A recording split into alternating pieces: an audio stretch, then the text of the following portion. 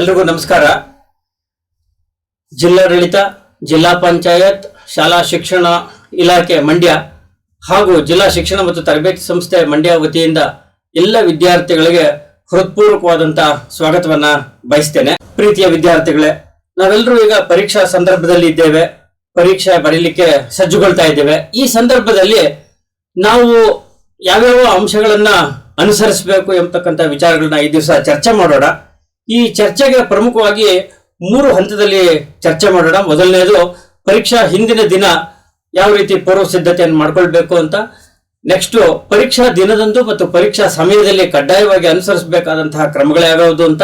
ಮೂರನೇದು, ವದಂತಿಗಳ ಬಗ್ಗೆ ಎಚ್ಚರ ಇರತಕ್ಕಂತಹ ವಿಚಾರಗಳನ್ನ ಈ ದಿವಸ ಚರ್ಚೆ ಮಾಡೋಣ. ಮೊದಲನೇದಾಗಿ, ಪರೀಕ್ಷಾ ಹಿಂದಿನ ದಿನ ನಾವು ಅತ್ಯಂತ ಪ್ರಮುಖವಾಗಿ ಪಾಲಿಸಲೇಬೇಕಾದಂತಹ ಅಂಶಗಳು ಅಂತ ಅಂದ್ರೆ, ನಾವು ಈ ವರ್ಷ ಪೂರ್ತಿ ಅಧ್ಯಯನವನ್ನು ಮಾಡಿದ್ದೇವೆ. ಈ ದಿನಗಳು ಸಂಪೂರ್ಣವಾಗಿ ನಾವು ಆತ್ಮವಿಶ್ವಾಸದಿಂದ ಇರಬೇಕು. ನಾವು ಖಂಡಿತವಾಗಿಯೂ ಪರೀಕ್ಷೆಯನ್ನ ಉತ್ತಮವಾಗಿ ಬರೀತೀನಿ, ನಾನು ಸಾಧಿಸ್ತೇನೆ, ಉತ್ತಮವಾದ ಅಂಕಗಳನ್ನ ಪಡ್ಕೊಳ್ತೀನಿ ಎಂಬತಕ್ಕಂಥ ಧನಾತ್ಮಕವಾದಂತಹ ಒಂದು ಚಿಂತನೆಯನ್ನ ನಾವು ಹೊಂದಿರಬೇಕಾಗ್ತದೆ. ಯಾವುದೇ ಕಾರಣಕ್ಕೂ ಋಣಾತ್ಮಕವಾದಂತಹ ಚಿಂತನೆಯನ್ನ ನನ್ನ ಕೈಯಲ್ಲಿ ಸಾಧ್ಯವಿಲ್ಲ ಎಂಬತಕ್ಕಂಥ ನಕಾರಾತ್ಮಕ ಧೋರಣೆಗಳನ್ನು ನಾವು ಹೊಂದಿರಬಾರದು. ಇನ್ನು ಮುಂದುವರೆದು ಹಿಂದಿನ ದಿವಸ ನಾವು ಮಾಡಲೇಬೇಕಾದಂತಹ ಒಂದು ಪ್ರಕ್ರಿಯೆ ಅಂತ ಹೇಳಿದ್ರೆ, ನಾಳೆ ಪರೀಕ್ಷೆಗೆ ನಾವು ಯಾವ್ಯಾವ ವಸ್ತುಗಳನ್ನ ಬಳಸ್ತೀವಿ ಆ ಎಲ್ಲ ವಸ್ತುಗಳು, ಪೆನ್ನು, ಪೆನ್ಸಿಲ್ಲು, ಮೆಂಡರ್ ಆಗ್ಬೋದು, ಆಮೇಲೆ ಬ್ಲೇಡ್ ಆಗ್ಬೋದು, ಇತರೆ ವಸ್ತುಗಳು ಏನಿದೆ ಆ ವಸ್ತುಗಳನ್ನೆಲ್ಲ ಒಂದು ಕಡೆ ಶೇಖರಣೆ ಮಾಡಿ ಇಟ್ಕೊಳ್ಬೇಕು. ಹಾಗೆ ಪ್ರಮುಖವಾಗಿ ಪ್ರವೇಶ ಪತ್ರ, ಪ್ರಮುಖವಾಗಿ ಬೇಕಾಗಿರ್ತಕ್ಕಂಥದ್ದು ಪ್ರವೇಶ ಪತ್ರ, ಇವುಗಳನ್ನೆಲ್ಲ ಒಟ್ಟಿಗೆ ಇಟ್ಕೊಳ್ಬೇಕಾಗುತ್ತೆ. ಈ ಪ್ರಮುಖವಾದಂತಹ ಅಂಶ ಅಂತ ಅಂದ್ರೆ, ಸಮತೋಲಿತ ಆಹಾರವನ್ನ ಈ ಸಂದರ್ಭದಲ್ಲಿ ನಾವು ಸೇವಿಸಬೇಕು. ಪೌಷ್ಟಿಕಾಂಶಯುತವಾದಂತಹ ಆಹಾರವನ್ನ ಸೇವಿಸ್ತಾ ನಾವು ನೀರನ್ನ ಹೇರಳವಾಗಿ ಕುಡಿಬೇಕಾಗ್ತದೆ. ನಿರ್ಜಲೀಕರಣಕ್ಕೆ ಯಾವುದೇ ರೀತಿ ಅವಕಾಶ ಇಲ್ಲದಂತೆ ನಾವು ಕ್ರಮವನ್ನ ವಹಿಸಬೇಕಾಗ್ತದೆ. ನೆಕ್ಸ್ಟ್, ವ್ಯಾಯಾಮ, ಸಮತೋಲಿತವಾದಂತಹ ಒಂದು ವ್ಯಾಯಾಮ ಮಾಡುವಂಥದ್ದು. ಜಿಮ್ಮು ಮತ್ತೊಂದು ಚಟುವಟಿಕೆಗಳಲ್ಲಿ ತೊಡಗಿಕೊಂಡು ಮೈಕೈ ನೋವು ಬರ್ತಕ್ಕಂಥ ಒಂದು ಅವಕಾಶಕ್ಕೆ ನಾವು ಎಡೆ ಮಾಡಿಕೊಡಬಾರ್ದು. ಹಾಗೆ ಶಿಸ್ತುಬದ್ಧವಾದ ವ್ಯಾಯಾಮವನ್ನು ಮಾಡ್ತಾ ಓದೋದ್ರ ಕಡೆ ನಾವು ಹೆಚ್ಚಿನ ಗಮನವನ್ನ ಕೊಡಬೇಕಾಗ್ತದೆ. ಅತ್ಯಂತ ಪ್ರಮುಖವಾದಂತಹ ಅಂಶ ಅಂದ್ರೆ, ನಮ್ಮ ಮನೆಯ ಒಳಭಾಗದಲ್ಲಾಗ್ಬೋದು, ಮನೆಯ ಹೊರಗಿನವ್ರ ಜೊತೆ ಉತ್ತಮವಾದಂತಹ ಒಂದು ಸಂಬಂಧವನ್ನ ಇಟ್ಕೊಳ್ಬೇಕಾಗತ್ತೆ. ಯಾವುದೇ ರೀತಿ ಜಗಳ, ಅನಾವಶ್ಯಕ ಕಿರಿಕಿರಿಗಳನ್ನ ಮಾಡ್ಕೊಳ್ದೆ ನಮ್ಮ ಮಾನಸಿಕ ಒಂದು ಸ್ಥಿಮಿತತೆ, ಸಮಚಿತ್ತತೆಯನ್ನ ನಾವು ಕಾಪಾಡ್ಕೊಳ್ಬೇಕಾಗ್ತದೆ. ಅತ್ಯಂತ ಪ್ರಮುಖವಾಗಿ ಸಾಮಾಜಿಕ ಮಾಧ್ಯಮಗಳೇನಿದೆ, ಮೊಬೈಲು, ಟಿವಿ ಮತ್ತೊಂದು, ಇವುಗಳನ್ನ ನಾವು ಸಂಪೂರ್ಣವಾಗಿ ಈ ಸಂದರ್ಭದಲ್ಲಿ ವರ್ಜಿಸಬೇಕಾಗ್ತದೆ. ಇನ್ನ ಎರಡನೇ ಅಂಶ ಅಂತ ಹೇಳಿದ್ರೆ, ಪರೀಕ್ಷಾ ದಿನದಂದು ಮತ್ತು ಪರೀಕ್ಷಾ ಸಮಯದಲ್ಲಿ ನಾವು ಕಡ್ಡಾಯವಾಗಿ ಅನುಸರಿಸಬೇಕಾದಂತಹ ಕ್ರಮಗಳ ಬಗ್ಗೆ ಈಗ ನೋಡೋಣ. ಅತಿ ಪ್ರಮುಖವಾಗಿ ಪರೀಕ್ಷಾ ದಿನದಂದು ನಾವು ಬೆಳಗ್ಗೆ 4 ಗಂಟೆಯಿಂದ ಸೂರ್ಯೋದಯ ಆಗೋದಕ್ಕಿಂತ ಮೊದಲು ನಾವು ಎದ್ದು ಸಂಪೂರ್ಣವಾಗಿ ನಮ್ಮ ನಿತ್ಯ ಶೌಚಾದಿ ಕರ್ಮಗಳನ್ನ ಮುಗಿಸ್ಕೊಂಡು ಹಿಂದೆ ತಿಳಿಸಿದಂತೆ ಲಘು ವ್ಯಾಯಾಮವನ್ನ ಮಾಡಿ ನಮ್ಮ ಉಸಿರಾಟ ಕ್ರಿಯೆಗೆ ನಾವು ಹೆಚ್ಚಿನ ಗಮನವನ್ನು ಕೊಡಬೇಕಾಗ್ತದೆ. ದೀರ್ಘ ಶ್ವಾಸೋಚ್ಛ್ವಾಸವನ್ನ ಮಾಡಬೇಕಾಗ್ತದೆ. ನೆಕ್ಸ್ಟ್, ಮುಂದೆ ನಾವು ಅಧ್ಯಯನದಲ್ಲಿ ತೊಡ್ಕೊಳ್ಬೇಕಾಗತ್ತೆ. ಅಧ್ಯಯನ ಮಾಡುವಂತಹ ಸಂದರ್ಭದಲ್ಲಿ ನಾವೀಗಾಗಲೇ ಕಲಿತಿರ್ತಕ್ಕಂಥ ಅಂಶಗಳನ್ನ ನಾವು ಪುನರ್ಮರಣ ಮಾಡಿದ್ರೆ ಅತ್ಯಂತ ಒಳಿತಾಗ್ತದೆ. ಹೊಸ ಹೊಸ ವಿಚಾರಗಳನ್ನ ಈ ಸಂದರ್ಭದಲ್ಲಿ ನಾವು ಅಧ್ಯಯನ ಮಾಡ್ತಕ್ಕಂಥದ್ದು ಅಷ್ಟೊಂದು ಸಮರ್ಪಕವಾಗಿರೋದಿಲ್ಲ. ಏಕೆ ಅಂತ ಹೇಳಿದ್ರೆ, ನೆಕ್ಸ್ಟ್ ಅದು ನಿಮಗೆ ನೆಗೆಟಿವ್ ಅಂಶದ ಕಡೆಗೆ ತೆಗೆದುಕೊಂಡು ಹೋಗ್ಬೋದು. ಹಾಗಾಗಿ ಸಮಚಿತ್ತತೆಯನ್ನು ನಾವು ಕಾಪಾಡ್ಕೊಳ್ಬೇಕು ಅಂತಕ್ಕಂಥ ವಿಚಾರವನ್ನ ನಾವು ಇಲ್ಲಿ ಮನಗಾಣಬೇಕಾಗ್ತದೆ. ನೆಕ್ಸ್ಟ್, ಪರೀಕ್ಷಾ ಪರಿಕರಗಳನ್ನ ಒಟ್ಟುಗೂಡಿಸಿಕೊಂಡು ಪರೀಕ್ಷೆಗೆ ನಾವು ತೆರಳೋದಕ್ಕೆ ಸಜ್ಜಾಗಬೇಕಾಗ್ತದೆ. ಪರೀಕ್ಷೆಗೆ ತೆರಳೋದಕ್ಕಿಂತ ಮೊದಲು ನಾವು ಹಿಂದಿನ ದಿನವೇ ನಾವು ಒಂದು ಪ್ಲಾನ್ ಮಾಡ್ಕೊಳ್ಬೇಕಾಗುತ್ತೆ. ಪರೀಕ್ಷೆ ಕೇಂದ್ರ ಎಷ್ಟು ದೂರ ಇದೆ, ನಾವು ಸೈಕಲ್ನಲ್ಲಿ ಹೋಗ್ಬೇಕಾ, ಯಾವ ವಾಹನದಲ್ಲಿ ಹೋಗ್ಬೇಕು, ಎಷ್ಟು ಸಮಯ ತಗೊಳುತ್ತೆ ಅನ್ನೋದೆಲ್ಲ ಮೊದಲೇ ಕ್ಯಾಲ್ಕುಲೇಷನ್ ಮಾಡಿಕೊಂಡು ಎಷ್ಟು ಗಂಟೆಗೆ ಹೊರಡಬೇಕು ಅಂತೆಲ್ಲ ನಾವು ಮೊದಲೇ ಪೂರ್ವಸಿದ್ಧತೆಯನ್ನು ಮಾಡ್ಕೊಳ್ಬೇಕಾಗ್ತದೆ. ಇದೆಲ್ಲ ಆದ ನಂತರ ಈ ಎಲ್ಲ ವಸ್ತುಗಳನ್ನ ತೆಗೆದುಕೊಂಡು ನಾವು ಪರೀಕ್ಷೆ ಕೋಣೆಗೆ ನಾವು ಹೋಗ್ಬೇಕಾಗ್ತದೆ. ಅತ್ಯಂತ ಪ್ರಮುಖವಾದಂತಹ ಅಂಶ ಅಂದ್ರೆ ಪ್ರವೇಶ ಪತ್ರ. ಪ್ರವೇಶ ಪತ್ರ ಇಲ್ಲದೇನೆ ಯಾವುದೇ ಕಾರಣಕ್ಕೂ ಪರೀಕ್ಷೆಗೆ ಅವಕಾಶವನ್ನ ಕೊಡೋದಿಲ್ಲ. ಸೊ ಹಾಗಾಗಿ ಕಡ್ಡಾಯವಾಗಿ ಪ್ರವೇಶ ಪತ್ರವನ್ನ ತೆಗೆದುಕೊಂಡು ಹೋಗ್ಬೇಕು. ಮೊದಲನೇ ದಿವಸ 9:30 ಸರಿಯಾಗಿ ನಾವು ಪರೀಕ್ಷಾ ಕೇಂದ್ರದ ಒಳಗೆ ಇರಬೇಕಾಗ್ತದೆ. ತದನಂತರ ಅಲ್ಲಿ ದೀರ್ಘವಾದಂತಹ ಶ್ವಾಸೋಚ್ಛ್ವಾಸವನ್ನ ಮಾಡಿಕೊಂಡು ಯಾವುದೇ ರೀತಿ ಟೆನ್ಷನ್ಗೆ ಅವಕಾಶ ಮಾಡ್ಕೊಡ್ಬಾರ್ದು. ಹಾಗೆ ಪರೀಕ್ಷಾ ಕೇಂದ್ರದಲ್ಲಿ ಯಾರ ಜೊತೆನೂ ಮಾತನಾಡ್ಕೊಂಡು ಆ ಕಡೆ ಈ ಕಡೆ ನೋಡೋ ಬದಲು ಸಂಪೂರ್ಣವಾಗಿ ಪರೀಕ್ಷಾ ಪ್ರಶ್ನೆ ಪತ್ರಿಕೆ ನಮ್ಮ ಕೈಗೆ ಸಿಗೋ ತನಕನೂ ಸಹ ಸಂಪೂರ್ಣವಾಗಿ ನಾವು ನಮ್ಮ ಶ್ವಾಸದ ಕಡೆಗೆ ಗಮನವನ್ನು ಇಟ್ಕೊಂಡು ಸಮಚಿತ್ತತೆಯನ್ನ ಕಾಪಾಡ್ಕೊಳ್ಬೇಕಾಗ್ತದೆ. ತದನಂತರ 10 ಗಂಟೆಗೆ ತಮಗೆ ಪ್ರಶ್ನೆ ಪತ್ರಿಕೆಯನ್ನ ನೀಡ್ತಾರೆ. ಪ್ರಶ್ನೆ ಪತ್ರಿಕೆಯನ್ನ ನೀಡಿದ ನಂತರ ನೀವು ಮುಂದಿನ ಕಾರ್ಯಕ್ರಮಗಳನ್ನ ಹಮ್ಮಿಕೊಳ್ಬೇಕಾಗತ್ತೆ. ಯಾವುದೇ ಕಾರಣದಿಂದ ತಾವು ಈ ಪ್ರವೇಶ ಪತ್ರವನ್ನ ತೆಗೆದುಕೊಂಡು ಹೋಗದೇನೆ ಇರುವಂತದ್ದಲ್ಲ. ಕಡ್ಡಾಯವಾಗಿ ಪ್ರವೇಶ ಪತ್ರವನ್ನ ತೆಗೆದುಕೊಂಡು ಹೋಗ್ಬೇಕಾಗ್ತದೆ.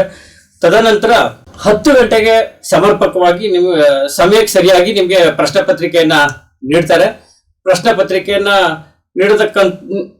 ನೀಡಿದ ನಂತರ ನಾವು ಯಾವ್ಯಾವ ಕ್ರಮಗಳನ್ನ ಅನುಸರಿಸಬೇಕು ಅಂತಕ್ಕಂಥದ್ದನ್ನ ಈ ಸಂದರ್ಭದಲ್ಲಿ ನೋಡೋಣ. ಮೊದಲನೇದಾಗಿ ಪ್ರಶ್ನೆ ಪತ್ರಿಕೆ ಸಿಕ್ಕಿದ ತಕ್ಷಣವೇ ನೀವು ರಿಜಿಸ್ಟರ್ ನಂಬರ್ ಅನ್ನ ಅದರಲ್ಲಿ ಬರೀಬೇಕಾಗುತ್ತೆ. ಪ್ರಶ್ನೆ ಪತ್ರಿಕೆಯಲ್ಲಿರ್ತಕ್ಕಂಥ ಪ್ರಶ್ನೆಗಳನ್ನ ಸಮರ್ಪಕವಾಗಿ ನಿಧಾನವಾಗಿ ಅದನ್ನ ಓದ್ಕೊಂಡು ಹೋಗ್ಬೇಕಾಗತ್ತೆ. ಆ ಸಂದರ್ಭದಲ್ಲಿ ನಾವು 3 ರೀತಿ ಪ್ರಶ್ನೆಗಳನ್ನ ನಾವು ಗುರುತು ಮಾಡ್ಕೊಳ್ಬೇಕಾಗ್ತದೆ. ಅತ್ಯಂತ ಸುಲಭವಾಗಿ ಉತ್ತರಿಸಬಹುದಾದಂತ ಪ್ರಶ್ನೆಗಳು,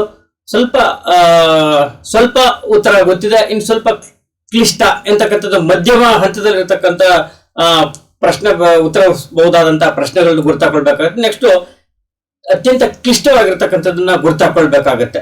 ಇದನ್ನ ಗುರ್ತಾಕೊಂಡು ಮೊದಲು ನಾವು ಅತ್ಯಂತ ಸುಲಭವಾಗಿರ್ತಕ್ಕಂಥ ಪ್ರಶ್ನೆಗಳಿಗೆ ಉತ್ತರಿಸಬೇಕಾಗುತ್ತೆ. ತದನಂತರ ಮಧ್ಯಮದ್ದು, ತದನಂತರ ಕ್ಲಿಷ್ಟಕರವಾದಂತಹ ಪ್ರಶ್ನೆಗಳಿಗೆ ಉತ್ತರಿಸಬೇಕಾಗುತ್ತೆ. ಈ ಒಂದು ಸಂದರ್ಭದಲ್ಲಿ ನಾವು ಗಮನಿಸಬೇಕಾದಂತಹ ಅಂಶ ಅಂತಂದ್ರೆ, ಕ್ಲಿಷ್ಟಕರವಾದಂತಹ ಪ್ರಶ್ನೆಗಳನ್ನ ಅಂತಿಮ ಭಾಗದಲ್ಲಿ ಕೊನೆಯಲ್ಲಿ ಉತ್ತರಿಸಲಿಕ್ಕೆ ನಾವು ಪ್ರಯತ್ನ ಪಡಬೇಕು. ಮೊದಲನೇ ಕ್ಲಿಷ್ಟಕರವಾದಂತಹ ಪ್ರಶ್ನೆಗಳನ್ನ ಉತ್ತರಿಸಲಿಕ್ಕೆ ನಾವು ಪ್ರಯತ್ನ ಪಟ್ರೆ ನಮ್ಮಲ್ಲಿ ಇರ್ತಕ್ಕಂತಹ ಸೆಲ್ಫ್ ಕಾನ್ಫಿಡೆನ್ಸು ಉತ್ತರಿಸಲಿಲ್ಲ ಎಂಬತಕ್ಕಂಥ ಇದರಿಂದ ಓದಿರ್ತಕ್ಕಂಥದ್ದು ಮರ್ತೋಗ್ತಕ್ಕಂಥ ಸಾಧ್ಯತೆಗಳು ನಿಚ್ಚಳವಾಗಿರುತ್ತೆ. ಸೊ ಹಾಗಾಗಿ ಮೊದಲು ಸುಲಭವಾಗಿರ್ತಕ್ಕಂಥದ್ದು, ನಂತರ ಮಧ್ಯಮವಾಗಿರ್ತಕ್ಕಂಥದ್ದು ಕ್ಲಿಷ್ಟಕರವಾದಂತಹ ಪ್ರಶ್ನೆಗಳಿಗೆ ಉತ್ತರಿಸಬೇಕಾಗುತ್ತೆ. ತಾವು ಬರೀತಕ್ಕಂಥ ಬರವಣಿಗೆ ಅತ್ಯಂತ ಅಂದವಾಗಿರ್ಬೇಕು. ಪದಗಳ ನಡುವೆ ಅಂತರ ಇರಬೇಕು.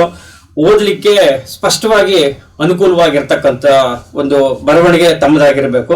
ನೀಲಿ ಮತ್ತು ಕಪ್ಪು ಬಣ್ಣದ ಬಾಲ್ ಪಾಯಿಂಟ್ ಪೆನ್ ಅನ್ನ ಮಾತ್ರ ತಾವು ಬಳಸಬೇಕು. ಯಾವುದಾದ್ರೂ ಸಂದರ್ಭದಲ್ಲಿ ನೀವೇನಾದ್ರೂ ಬದಲಾಯಿಸಬೇಕು ಆ ಪೆನ್ ಅಂತ ಹೇಳಿದ್ರೆ ತಾವುಗಳು ಕೊಠಡಿ ಮೇಲ್ವಿಚಾರಕರಿಂದ ಸಹಿಯನ್ನ ಪಡ್ಕೊಳ್ಬೇಕಾಗ್ತದೆ.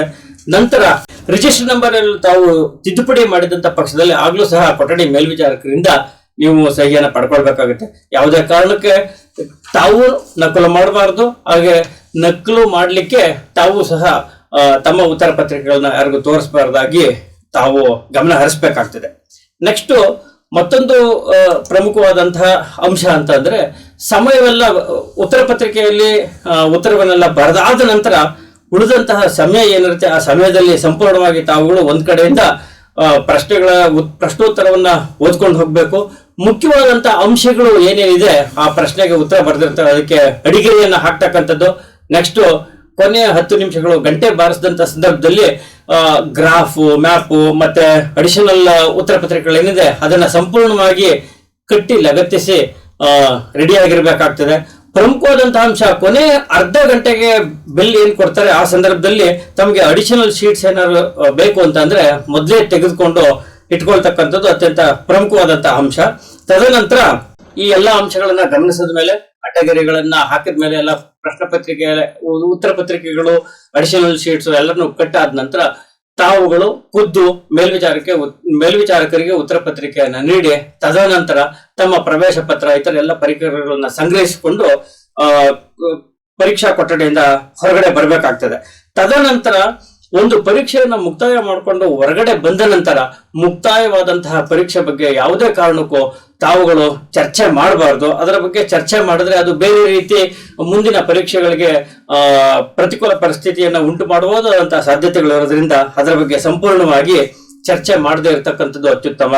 ಪ್ರಮುಖವಾದಂತಹ 3ನೇ ಅಂಶ, ಪರೀಕ್ಷಾ ಸಂದರ್ಭದಲ್ಲಿ ಪ್ರಶ್ನೆ ಪತ್ರಿಕೆ ಸೋರಿಕೆ ಆಗಿದೆ, ಮರು ಪರೀಕ್ಷೆ ನಡೆಯುತ್ತೆ, ಪರೀಕ್ಷೆ ಮುಂದೂಡಲಾಗ್ತದೆ, ಹಾಗೆ ಪ್ರಶ್ನೆ ಪತ್ರಿಕೆ ನಮಗೆ ಸಿಕ್ಕಿದೆ, ನೀವು ಬಂದು ಇಷ್ಟು ಪಾವತಿ ಮಾಡಿ ಪ್ರಶ್ನೆ ಪತ್ರಿಕೆ ತೆಗೆದುಕೊಳ್ಬಹುದು, ನಾಳೆ ಪ್ರಶ್ನೆ ಪತ್ರಿಕೆಯನ್ನ ಹಿಂದೆ ತೆಗೆದುಕೊಳ್ಳಿ, ಇದಕ್ಕೆ ಸಂಬಂಧಪಟ್ಟಂತೆ ಆನ್ಲೈನ್ ತರಗತಿ ಇದೆ, ಜಾಯಿನ್ ಆಗಿ ಅಂತ ಹಲವಾರು ರೀತಿ ವದಂತಿಗಳು ತಮಗೆ ಬರ್ಬೋದು. ಈ ಎಲ್ಲ ವದಂತಿಗಳಿಗೆ ತಾವು ಗಮನವನ್ನ ಹರಿಸಬಾರ್ದು.